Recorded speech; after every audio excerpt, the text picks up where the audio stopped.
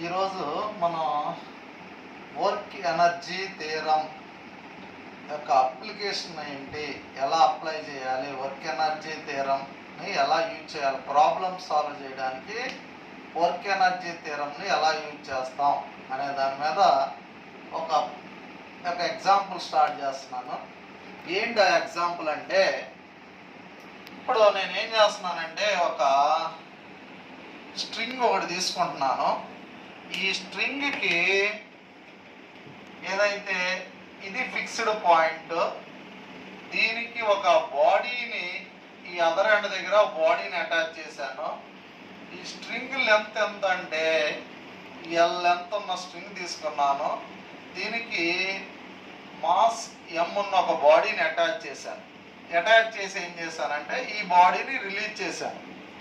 ఈ రిలీజ్ చేసినప్పుడు ఈ బాడీ ఈ బాటమ్ మోస్ట్ పాయింట్కి వచ్చినప్పుడు దీనికి వెలాసిటీ ఎంత వస్తుంది అనేది మనం ఫైండ్ అవుట్ చేయాల్సిన టాస్క్ అన్నమాట. ఇప్పుడు యాక్చువల్గా ఈ length of the string constant కాబట్టి ఈ బాడీ కంపల్సరీ సర్క్యులర్ పాత్లో మూవ్ అవుతుంది. ఈ బాడీ ఎలా మూవ్ అవుతుంది? సర్క్యులర్ పాత్లో మూవ్ అవుతుంది. ఎందుకు? ఎక్కడ తీసుకున్న లెంత్ కాన్స్టెంట్ అంటే ఇది రేడియస్. ఈ రేడియస్ ఎప్పుడు కూడా L, R is equal to L అయిపోతుంది. R is equal to L. ఇప్పుడు మనకి ఈ కేసులో కొందరు సింపుల్ గా ఏం చెప్తారంటే law of conservation of energy. Simple గా ఈ పాయింట్ ఏ అంటారు, ఈ పాయింట్ బి అంటారు. ఈ పాయింట్ దగ్గర వెలాసిటీ యు 0 తీసుకుంటున్నాం అంటారు. ఇక్కడ వెలాసిటీ ఫైండ్ అవుట్ చేసేస్తున్నాను అంటారు. ఎలా చెప్తారంటే ఈ పాయింట్ ని రెఫరెన్స్ లెవెల్ గా తీసుకున్నామని, ఇది రెఫరెన్స్ లెవెల్ కాబట్టి ఇక్కడ పొటెన్షియల్ ఎనర్జీ యు ఇనిషియల్ 0 అంటారు.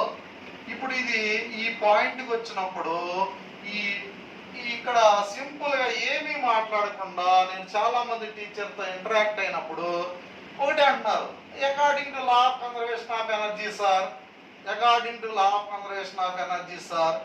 లా ఆఫ్ కన్జర్వేషన్ ఆఫ్ ఎనర్జీ ఎప్పుడు యూజ్ చేయాలి, దానికి అసలు ఎలా యూజ్ చేయాలి అనేది నిన్న చెప్పాను. నేను ముందు వీడియోలో చేశాను. ఇప్పుడు ఏంటి మరి దాని గురించి తెలియకుండా law of conservation of energy అంటే స్టూడెంట్కి ఎలా అర్థం అవుతుంది? First point.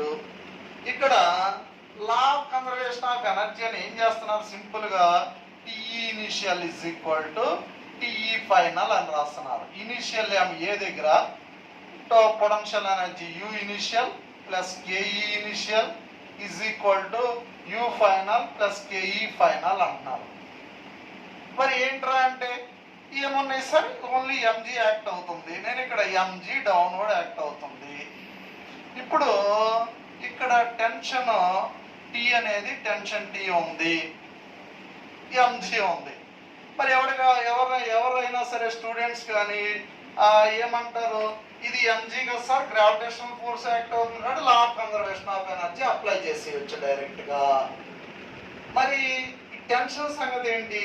ముందు law of conservation of energy apply చేయక ముందు అసలు law of conservation of energy ఎందుకు అప్లై చేయాలి అనేది ఫస్ట్ చూద్దాం. According to work energy theorem, WET, work energy theorem. ఇక్కడ ఏమేమి ఫోర్స్ ఉన్నాయి?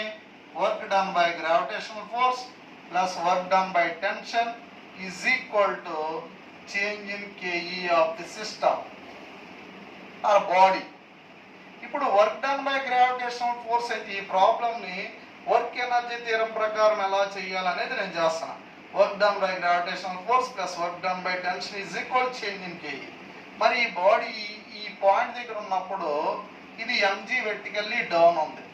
ఈ పాయింట్ నుంచి ఈ పాయింట్కి వచ్చినప్పుడు కూడా ఎంజీ డౌనే ఉంటుంది, వెర్టికల్లీ డౌన్. డైరెక్షన్ ఏం మారదు, ఎంజీ డైరెక్షన్. ఈ పాత్ర ఎక్కడ తీసుకున్నా మీరు ఈ పాయింట్ దగ్గర ఇక్కడ యు ఇజ్ ఈక్వల్ 0, ఇక్కడ రిలీజ్ చేసినప్పుడు ఎంజీ డౌన్వర్డే ఉంది.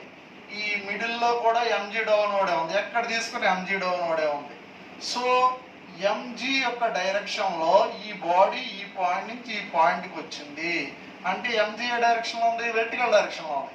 ఈ వెర్టికల్ డైరెక్షన్లో ఈ బాడీకి డిస్ప్లేస్మెంట్ ఎంత అంటే L. So what is work done by gravitational force? Force into displacement a bar dot yes bar అంటే ఎంజీ ఎల్ కాస్ 0 అంటే ఎంజీ డైరెక్షన్లో డిస్ప్లేస్మెంట్ కట్టాం కాబట్టి యాంగిల్ 0. మరి what about work done by tension? Work done by tension అంటే ఇప్పుడు చూడండి ఇక్కడ వెలాసిటీ 0, ఈ మధ్యలో ఎక్కడ వస్తాం వెలాసిటీ వి డాష్ అనుకుందాం. ఈ టెన్షన్ వి డాష్ ఎప్పుడు కూడా ఒకదానికొకటి పర్పెండిక్యులర్ గా ఉంటాయి. అంటే velocity is nothing but rate of displacement. అంటే ఈ టెన్షన్ డిస్ప్లేస్మెంట్ ఎప్పుడు తీసుకున్నా కూడా సర్క్యులర్ పాత్ లో బాడీ మూవ్ అవుతున్నప్పుడు వర్క్ డన్ బై టెన్షన్ 0 అయిపోద్ది. ఎందుకు 0 అయిపోద్ది? ఇక్కడ TS cos 90. So cos 90 TDS అనుకుందాం, పని small displacement. So work done by tension ఏమైపోయింది? 0 అయిపోయింది. Is equal to half MB square minus half Mu square. So ఇక్కడ ఎంజిఎల్ ఇది వర్క్ డన్ బై టెన్షన్ 0, ఇది half MV square. Initial velocity 0 కాబట్టి you 0 కాబట్టి ఇదంతా 0 అయిపోతుంది యూ 0 కాబట్టి. అంటే that employees v is equal square root of 2gl. ఇది నేను వర్క్ ఎనర్జీ థియరం ని చెప్పాను. ఎక్కువ మంది law of conservation of energy అంటారు. ఎందుకు law of conservation of energy అంటే ఇక్కడే వచ్చేస్తుంది. Work done by gravitational force plus work done by tension is equal to change in KE. ఇక్కడ work done by gravitational force అంటే gravitational force అంటే conservative force కదా. Gravitational force ఏంటి? Conservative force. Conservative force కాబట్టి negative of change in potential energy అని రాస్తున్నాం. Plus ఈ body ఏ path లో తిరుగుతుంది? సర్క్యులర్ పాత్ లో తిరుగుతుంది కాబట్టి టెన్షన్ మూవ్ అవుతుంది, సర్క్యులర్ పాత్ లో మూవ్ అవుతుంది కాబట్టి టెన్షన్ డిస్ప్లేస్మెంట్ ఒకదానికొకటి పర్పెండిక్యులర్ గా ఉంటాయి కాబట్టి వర్క్ డన్ బై టెన్షన్ ఏమైపోతుంది? 0 అయిపోతుంది. So work done by tension 0 కాబట్టి ఇది డెల్టా కేఈ. సో ఇప్పుడు ఏమవుతుంది? Delta KE plus delta U is equal to 0 అంటే delta TE is equal to 0 అంటే TE final is equal to TE initial. అంటే మీరు law of conservation of energy apply చేసిన మనం స్టూడెంట్ కానీ టీచర్ కానీ తెలుసుకునేది ఈ పాయింట్ తెలుసుకోకుండా స్టూడెంట్కి ఏదో చెప్పేద్దాం లేదా స్టూడెంట్ కూడా ఏదో ప్రాబ్లం చేసేద్దాం అంటే ఉపయోగం ఉండదు. సో మనం ఇక్కడ ఈ లా ఆఫ్ కన్జర్వేషన్ ఆఫ్ ఎనర్జీని అప్లై చేస్తున్నామంటే వర్క్ ఎనర్జీ థియరం మీద పర్ఫెక్ట్గా గ్రిప్ ఉంటేనే లా ఆఫ్ కన్జర్వేషన్ ఆఫ్ ఎనర్జీ మీద కూడా మనకి గ్రిప్ ఉంటుంది. ఓకేనండి, థ్యాంక్ యూ.